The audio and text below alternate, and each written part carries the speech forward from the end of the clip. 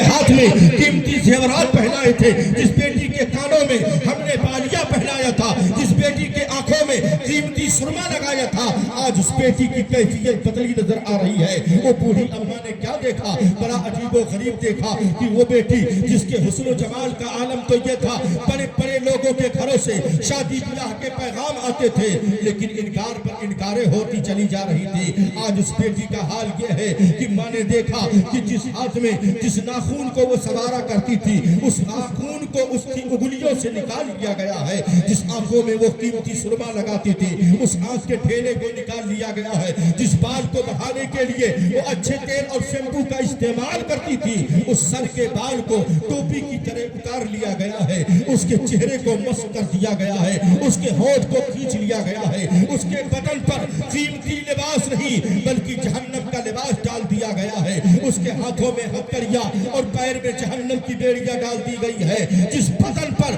قیمتی لباس ہوتے تھے، آج جہنم کے لباس اس کے بدن پر پڑے ہیں۔ وہ ماں تڑپ جاتی ہے جس کے کھانے کے لیے ماں خود بھوکا رہ جاتی تھی، اسے کھلاتی تھی۔ آج اس بچی کہہ رہی ہے، اے میری ماں، جب مجھے بھوک لگتی ہے تو خون اور مواد کانٹے دار جھاڑیاں دی جاتی ہے کھانے کے لیے، جب مجھے پیاس لگتی ہے تو خون اور مواد دیے جاتے ہیں پینے کے لیے۔ اے میری ماں، مجھ پر بہت زیادہ عذاب ہو رہا ہے، اے میری ماں میرے لیے کچھ کرو، مجھ پر بہت عذاب ہو رہا ہے۔ دیکھ ماں، جس ہاتھ کو سنوارنے کے لیے تو بہترین مہندی کا استعمال کرتی تھی، اچھی قسم کی چوڑیاں لاتی تھی، آج دیکھ اس ہاتھ میں جہنم کی ہتھکڑیاں ڈلی ہوئی ہے۔ اے میری ماں، مجھ پر بہت عذاب ہو رہا ہے۔ عزیزان ملت اسلامیہ، ممتا کی ماری تڑپ جاتی ہے، آنکھیں کھل جاتی ہے۔ ماں روتے ہوئے چیختے ہوئے، اپنے سر کو سینے کو پیٹتے ہوئے، بالوں کو نوچتے ہوئے رات کے تاریکی میں علامہ حسن بصری کی بارگاہ کا رخ کرتی ہے اور چل دیتی ہے۔ اولاد کی محبت میں کسی چیز کا خوف نہ آیا کہ رات کی تاریکی ہے، راستے ہموار نہیں ہے، بہت پیچیدہ راستہ ہے، اس راستے سے اگر حضرت کی بارگاہ میں جاتی ہو، کوئی مجھے ایذا پہنچانے والا نہ مل جائے، کوئی جانور نہ مل جائے جو مجھے نقصان پہنچا دے۔ لیکن اولاد کی محبت میں اماں اندھی ہو جاتی ہے، پہنچتی ہے علامہ حسن بصری کی بارگاہ میں۔ اس وقت پہنچتی ہے جب آپ نماز فجر ادا کر رہے تھے، نماز فجر ادا کر رہے تھے۔ ماں روتی روتی جب پہنچی، حضرت نماز ادا کر رہے تھے، سسکیوں کو تو سنا، آواز کو تو سنا، بعد سلام آپ نے جب پیچھے مڑ کر دیکھا تو کیا دیکھتے ہیں کہ وہی بوڑھی اماں ہے جو میرے پاس آیا کرتی تھی۔ آپ نے جب دیکھا تو کھڑے ہو گئے، ماں یہ کیوں رو رہی ہے، یہ کیا کیفیت بنا کر رکھی ہے، تیرے سر پہ دوپٹہ نہیں، آنکھیں اشکبار ہیں، کیا حال بنا رکھا ہے، ایسا لگتا ہے تیرے اوپر زمانے کے بالکل خم تک مسلط کر دیا گیا ہے۔ ماں نے کہا ہاں یہی ماجرا ہے، مجھ سے زیادہ غمگین اور کون ہو سکتا ہے۔ کوئی ماں ایسی دنیا میں جس کا بیٹا یا بیٹی بیمار ہو اور ماں سکون کی نیند سو سکے؟ ہے کوئی ماں ایسی دنیا میں جس کی اولاد کے آنکھ میں تھوڑی سی تکلیف ہو اور ماں چین کی نیند سو سکے؟ ہے کوئی ماں ایسی دنیا میں جس کے اولاد کو اگر تھوڑے سے درد ہو جائے یا دست چالو ہو جائے تو ماں پوری رات بیدار ہونے کے بجائے سکون کی نیند سو سکتی ہے؟ حضرت نے کہا نہیں، تو کہا پھر کیسے ممکن ہے؟ اگر ایک ماں ہے جو بچے کو بخار آ جائے، رات بھر سو نہیں سکتی، بچے کے آنکھ میں درد ہو جائے، رات بھر سو نہیں سکتی، بچے کو دست شروع ہو جائے، رات بھر سو نہیں سکتی، اور جس کی بچی کا حال یہ ہے کہ اس کے ہاتھ میں بھی تکلیف ہے، اس کے پیر میں بھی تکلیف ہے، اس کے آنکھ میں بھی تکلیف ہے، اس کے کان میں بھی تکلیف ہے، اس کے پورے بدن میں تکلیف ہے، وہ ماں کیسے سکون حاصل کر سکتی ہے؟ اس پر نہیں غم تو اور کس پر ہے؟ آپ نے کہا اتنی مبالغہ آرائی نہ کرو، خلاصہ بتاؤ کہنا کیا چاہتی ہو؟ کہنے لگی حضور جو وظیفہ آپ نے دیا تھا اس پر میں نے عمل کیا، اور عمل کر کے جب میں ایک رات میں اپنی بچی کو آج کے رات دیکھا تو اس کی کیفیت عجیب تھی، اس کا چہرہ سیاہ کر دیا گیا، اس کے آنکھ کے ڈھیلے نکال لیے گئے، اس کے ہاتھوں میں ہتھکڑیاں، پیر میں بیڑیاں ڈال دی گئی ہے، اس کے بدن پر جہنم کا لباس ڈال دیا گیا ہے۔ پورا ماجرا ماں نے کہہ سنایا اور رونے لگی، حضور میری بیٹی کے لیے کچھ کرو۔ علامہ حسن بصری نے کہا جاؤ تو صدقہ تو خیرات کرو، میں بھی دعا کروں گا، تم بھی دعا کرو، جب تم نماز پڑھو تو اپنی बेटी के लिए भी नमाज पढ़ लिया करो। जब तुम रोजे रखो तो अपनी बच्ची के सारे सवाब के लिए भी रोजे रख लिया करो। अजीज़ान मिल्लत इस्लामिया, इस तरह आपने समझा कर उस बूढ़ी अम्मा को घर वापस भेजा। बूढ़ी अम्मा तो चली आती है। अब हजरत जब शाम को सोते हैं और जब शाम के वक्त आप अपने बिस्तर इस्तराहत पर आराम कर रहे होते हैं, आंख लग जाती है। ख्वाब में क्या देखते हैं? मैं टहलते टहलते गया, बड़ा हसीनो जमील जगह है। उस जगह पर एक बहुत ही शानदार चार दीवारी है। उस चार दीवारी में बड़ा खूबसूरत गेट लगा है और गेट खुला हुआ है। बेखुदी में अल्लामा हसन बसरी उस गेट के अंदर दाखिल होते हैं। क्या देखते हैं? बड़ा खूबसूरत बाग है और उसके फूलों की ऐसी खुशबू है कि ऐसी खुशबू हमने कभी पूरी जिंदगी में सूंघा नहीं। न ऐसे बाग देखे और न ऐसे दरख्त हमने कभी देखा। अल्लामा हसन बसरी से रहा न गया और अंदर दाखिल हुए और अंदर गए तो क्या देखते हैं? एक बहुत हसीनो जमील महल है और उस महल के सामने एक चबूतरा है। चबूतरे पर एक शाही तख्त है। उस शाही तख्त पर एक शाही कुर्सी है। उस कुर्सी पर एक दोशीज़ा बैठी हुई है, एक खातून बैठी हुई है। अल्लामा हसन बसरी की निगाह उस खातून पर बैठती है और चारों तरफ उसके खवातीन का झुरमुट है। निगाह अव्वल पड़ी, आपने देखा बड़ा हसीनो जमील खातून है। चेहरा को फेरा और वापस उल्टे कदम होने लगे, इसलिए कि शायद मैं गलत जगह आ गया। निगाह अव्वल मौत है। आप निगाह अव्वल डाले और उल्टे कदम वापस होने लगे।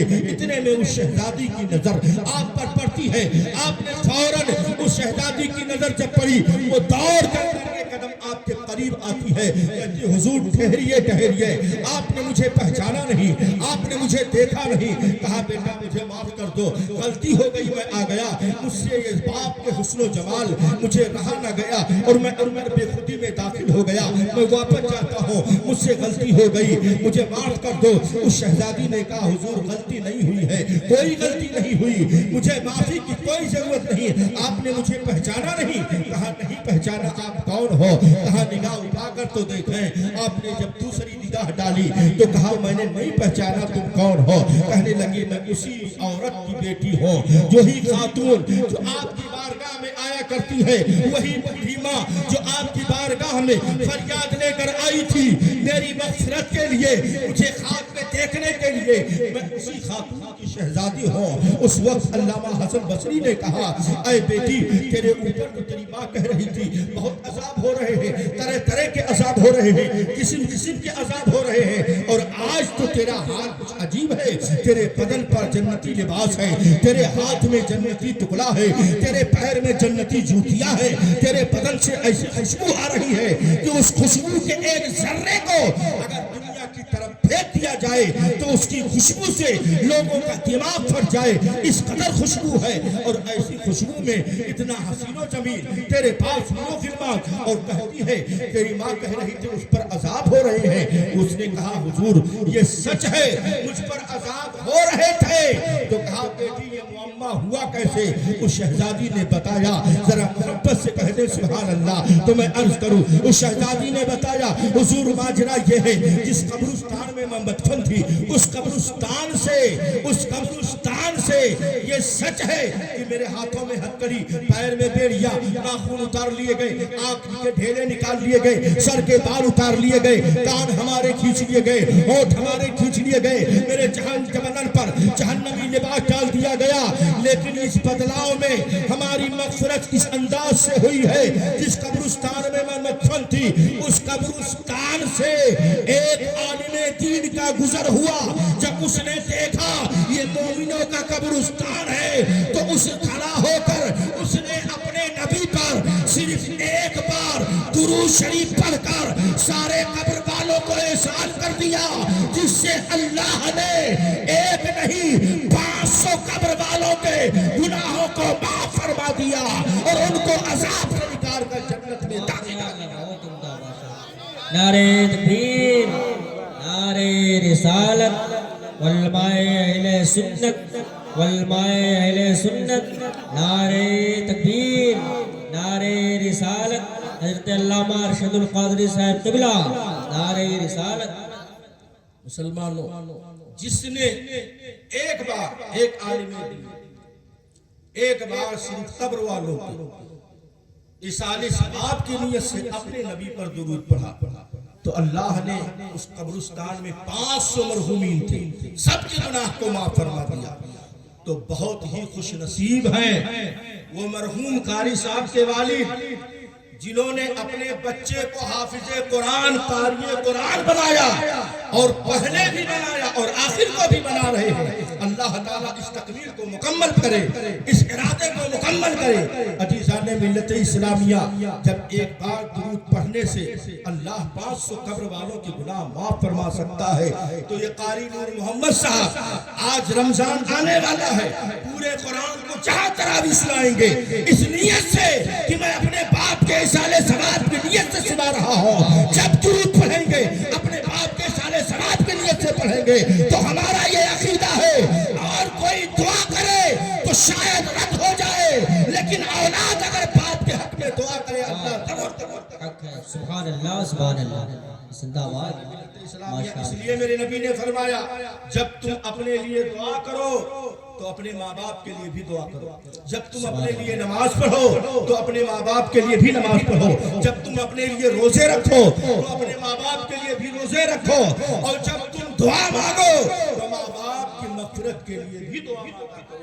इससे तुम्हारी जिंदगी में बरकत होगी, तुम्हारे उम्र में बरकत होगी, तुम्हारे रिस्क में भी बरकत होगी, और तुम्हारे ऊपर आने वाली बलाएं जो होंगी अल्लाह तुम्हारे वालिदैन को दूर फरमा देगा। मुसलमानों, अब जरा करीब से सुने, बड़े खुश नसीब हैं वो मरहूम कारी साहब के वालिद गिरामी कि अल्हम्दुलिल्लाह उन्होंने बड़े लड़के को हाफिज कुरान, कारी कुरान बना, छोटे को भी बना रहे। अल्लाह ताला उसे भी मुकम्मल हाफिज बनने की तौफीक अता करे। और इरादा हमने सुना कि कारी साहब अपने बच्चे को भी हाफिज कुरान बनाएंगे इंशाअल्लाह, और इरादा ये भी है कि आलिम दीन भी बनाएंगे। सुभान अल्लाह। सुने पे अब जरा मुलाहजा पर यहीं पर ठहर जाए। बिस्मिल्लाह शरीफ आप जब कुरान खोलते हैं सूरह फातिहा के ऊपर लिखा रहता है बिस्मिल्लाहिर रहमानिर रहीम। बिस्मिल्लाह शरीफ की तफसीर में बयान आया और ये वाक़यात अली शरीफ में भी मौजूद है। बिस्मिल्लाह शरीफ की तफसीर में कि एक बंदा था जिसका इंतकाल हो गया, उसकी बीवी हामिला थी, उसके इंतकाल के बाद उसे हमल हुआ तो बच्चा पैदा। बच्चा जब 4.5 साल का हुआ तो माँ उस बच्चे को ले जाकर मौलाना साहब के पास मदरसे में, मौलाना साहब इस बच्चे को दीन की तालीम सिखाइए। तो मामूल यही है कि बच्चे को पहले बिस्मिल्लाह सिखाए, कोई भी हो बिस्मिल्लाह सिखाए, क्योंकि बिस्मिल्लाह हर काम की इब्तिदा के लिए है। बिस्मिल्लाह कोई भी काम करें जो ही जाए बिस्मिल्लाह से शुरू, कोई भी काम, कुछ भी, कोई दुआ नहीं आपको बिस्मिल्लाह याद है, बिस्मिल्लाह जरूर करो। अब इब्तिदा भी यही है। तो उस्ताद ने फरमाया पढ़ो बेटा बिस्मिल्लाहिर्रहमानिर्रहीम, अलिफ बा ता सा, 4 हरूफ दी, पढ़ो बिस्मिल्लाहिर्रहमानिर्रहीम, अलिफ बा ता सा। अब बच्चे को दिया याद, बच्चा बिस्मिल्लाहिर्रहमानिर्रहीम अलिफ बा ता सा, ये याद। अल्लाह की रहमत को जोश और दरियाए रहमत में इतना जोश आया कि रब ने फरिश्तों को हुक्म दिया, ऐ फरिश्ते जाओ उसके बाप को कब्र से जो मरहूम मरा था, बड़ा गुनहगार था, बड़ा पाप, अजाब को हटा दे। फरिश्ते ने कहा परवरदिगारा वो बहुत बड़ा शराबी था, चोर था, झूठा था। रब ने फरमाया इन्नी आलम मा ला तालमून, जो मैं जानता हूं तुम नहीं जानते। कहा परवरदिगारा लेकिन तेरा कानून है कि चोर को सजा मिलती है, झूठे को सजा मिलती है, गुनहगार को सजा मिलती है, मुजरिम को सजा मिलती है। ये तो हर तरह के जुर्म करके दुनिया से आया है। आज परवरदिगारा तेरे इल्म में जो है वो हम नहीं जानते, लेकिन मौला कुछ तो राज है। सबब क्या है कि एक बार तुमने कहा इस पर अजाब डालो, अजाब होने लगा, अब तहरा उसके कब्र से अजाब को हटा दो, अब क्या सबब है? तो रब ने फरमाया ऐ फरिश्ते सुन, ये दुनिया से आया है, अगरचे गुनहगार बन के आया, पापी बन के आया, चोर बन के आया, डाकू बन के आया, बेईमान बन के आया, हर तरह से गुनाह करके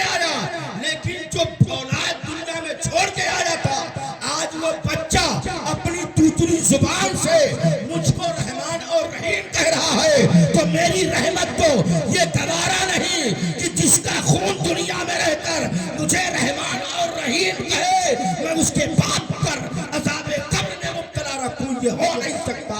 لہذا اس کے قبر سے عذاب کو ہٹا دو اور جنت کی کیاریوں میں سے ایک کر۔ سبحان اللہ سبحان اللہ۔ جب بسم اللہ الرحمن الرحیم بچہ پڑھتا تو اللہ اس کے باپ کے قبر سے عذاب کو ہٹا دیتا ہے۔ تو جو پورا قرآن پڑھ دے، جس کی اولاد پورا قرآن پڑھے، تو اللہ اس کے قبر سے عذاب کو کیوں نہیں ہٹائے؟ جو مانگنے کا طریقہ ہے اس طرح مانگو، در کریم سے بندے کو کیا نہیں ملتا؟ اللہ کے خزانے میں کسی چیز کی کمی ہے تو کیا ہم اللہ سے جھگڑ نہیں سکتے؟ اللہ تو دے، مجھے چاہیے، تو نے دیا، صرف بسم اللہ پڑھنے والے کے باپ کو بخش دیا، میں نے پورا قرآن پڑھا، اے پروردگارا تو میرے باپ کو بھی بخش دے، ان کے تمام گناہوں کو معاف فرما دے۔ انشاءاللہ اللہ رب العزت آپ کے والد کے بھی گناہوں کو معاف فرما دے۔ اور مرنا تو حق ہے، برحق ہے، موت تو سب کو آنی ہے۔ عزیزان ملت اسلام، مرنا سب کو، آج مرے یا کل مرے، بات ختم کرو، 12 بج گئے، جاتا نہیں، بس جو آیت پڑھی اس کی تھوڑی سی بات بتا۔ مرنا سب کو مرنا، چاہے کوئی گورا ہو، کالا ہو، مرد ہو، عورت ہو، جو بھی آیا ہے دنیا میں سب کو مرنا ہے۔ الذی خلق الموت والحیات لیبلوکم ایکم احسن عملا، مرنا سب کو۔ اچھا تو جب مرنا ہی تھا تو پیدا کیا؟ مرنا ہی تھا تو پیدا کیا؟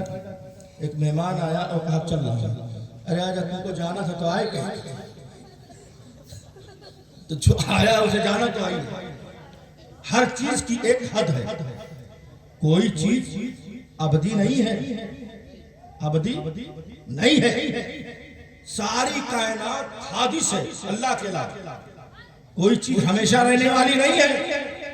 جو بھی شے، جو بھی مخلوق، جو بھی شے آئے ہیں دنیا میں سب کو جانا، تو جب سب کو جانا ہے، مرنا ہے، تو پھر پیدا کیوں؟ یہ سوال ہے کہ بھائی مرنا ہی تھا، اللہ جب تو نے موت کو ہی پیدا کیا تو زندگی کو بھی پیدا کیا۔ ہم جوان ہوئے، پھر بوڑھے ہوئے، پھر مر گئے، پیدا ہوئے، جوان ہوئے، بوڑھے ہوئے، مر گئے، تو مولا موت کو کیوں پیدا کیا؟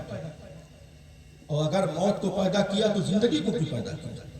یا تو پیدا کرتا پھر جینے دے۔ تو اللہ نے فرمایا الذی خلق الموت والحیات لیبلوکم ایکم احسن عملا، ہم نے موت اور زندگی کو اس لیے پیدا کیا تاکہ چیک کریں تم میں کون نیک ہے اور کون برا ہے، چیک کریں۔ جناب عالی پڑھایا سال بھر، امتحان ایک بار، سال بھر میں ایک بار لاسٹ میں امتحان، رزلٹ دیکھیں، ایگزام لیں، کون پڑھا کون نہیں پڑھا۔